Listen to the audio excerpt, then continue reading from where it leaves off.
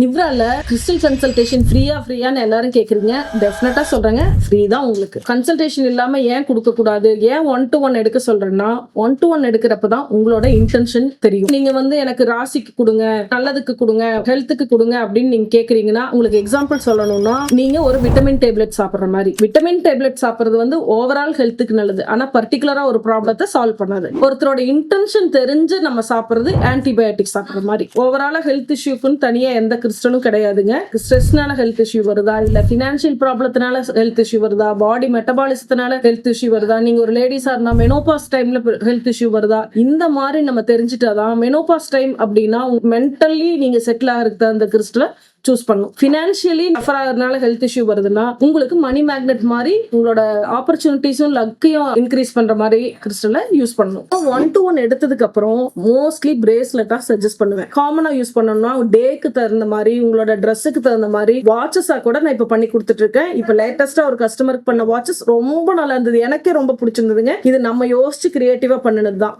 Even நீங்க ஒரு பிரமிடா வாங்கிக்கலாம், ஜெபமாலையா வாங்கிக்கலாம், கிறிஸ்டல் ட்ரீயா வாங்கிக்கலாம், என்ன மாதிரி வேணாலும் வாங்கிக்கலாம். பட் அதை எப்படி நான் கொடுப்பேன்னா உங்களோட இன்டென்சிட்டி பொறுத்து, உங்களுக்கு எவ்வளவு தேவைன்னு பொறுத்து அதுக்கப்புறம் தான் அதை டிசைட் பண்ண முடியும். எதுக்கா இருந்தாலும் கன்சல்டேஷன் ஃப்ரீ தானுங்க. அதுக்கப்புறம் உங்களுக்கு தேவையான கிறிஸ்டலை நம்ம கஸ்டமைஸ் பண்ணிக்கலாம்.